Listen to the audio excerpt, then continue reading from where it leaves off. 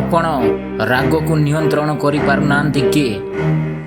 ଏକ ଛୋଟ ଘଟଣା ଆପଣଙ୍କ ଜୀବନକୁ ଆଉ ରାଗକୁ ଦୂର କରିପାରେ। ଆଉ କେମିତି, ଏହି ଭିଡ଼ିଓ ମାଧ୍ୟମରେ ଦେଖନ୍ତୁ। ନମସ୍କାର ସାଙ୍ଗମାନେ, ଆପଣଙ୍କୁ ସୂର୍ୟା ଟେକ୍ ଚ୍ୟାନେଲକୁ ସ୍ୱାଗତ। ଆଜି ଆମେ ଏକ ଅତ୍ୟନ୍ତ ଗୁରୁତ୍ୱପୂର୍ଣ୍ଣ ବିଷୟ ଉପରେ ଆଲୋଚନା କରିବାକୁ ଯାଉଛୁ, ତାହା ରାଗ ଏବଂ ତାହାର ପ୍ରଭାବ।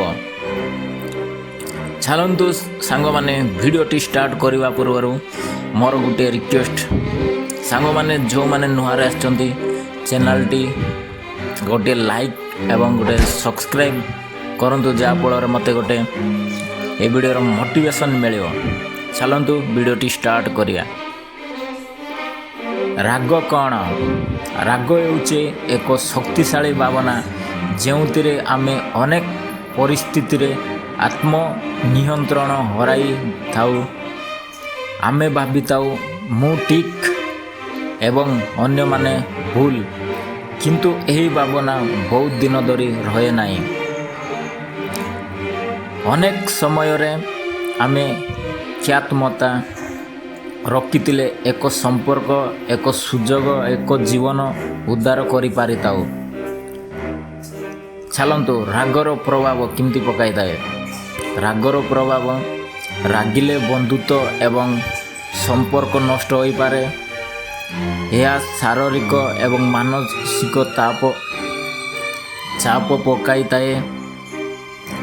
କିଛି ହାଲକା ଭୁଲ ଏବଂ ବଡ଼ ଅଘଟଣାକୁ ନେଇପାରେ। ଏହା ଅନୁତାପ ଏବଂ ପଶ୍ଚାତାପ ଜନ୍ମ କରେ। ରାଗକୁ କିପରି ନିୟନ୍ତ୍ରଣ କରିପାରିବେ, ଚାଲନ୍ତୁ ଜାଣିବା। ଧୀର ରୁହନ୍ତୁ, ତୁରନ୍ତ ପ୍ରତିକ୍ରିୟା ନିଅନ୍ତୁ ନାହିଁ। ଗହନ ନିଶ୍ୱାସ ନିଅନ୍ତୁ, ମନକୁ ଶାନ୍ତ ରଖନ୍ତୁ, ପରିସ୍ଥିତିକୁ ଜିଇଁ ଦିଅନ୍ତୁ। କେହି ଭୁଲ କରିପାରେ, ଆପଣ ମଧ୍ୟ କରିପାରନ୍ତି। ଅନ୍ୟମାନଙ୍କ ପରିସ୍ଥିତିକୁ ବୁଝନ୍ତୁ। କେତେବେଳେ ଆମେ କିଛି ନ ବୁଝି ଅନ୍ୟମାନଙ୍କର କଥା ଭାବିକି ଆମେ ଡିପ୍ରେସନରେ ରହୁ। ମନେ ରଖି ପଡ଼ନ୍ତୁ, ଏହି ଜଗତରେ କୌଣସି ବିଷୟ ସ୍ଥାୟୀ ନୁହେଁ କି ଏବଂ ରାଗ ହେଉଛି କ୍ଷଣ କି। ସାଙ୍ଗମାନେ, ଶେଷରେ ଆମେ ଗୋଟେ ଶିଖିଲୁ। ଆସନ୍ତୁ ଆମେ ଆଜିଠାରୁ ଏକ ସଂକଳ୍ପ ନେବା। ମୁଁ ମୋର ରାଗକୁ ନିୟନ୍ତ୍ରଣ କରିବି ଏବଂ ଜୀବନରେ ଏକ ଭଲ ମଣିଷ ହେବି। ଧନ୍ୟବାଦ।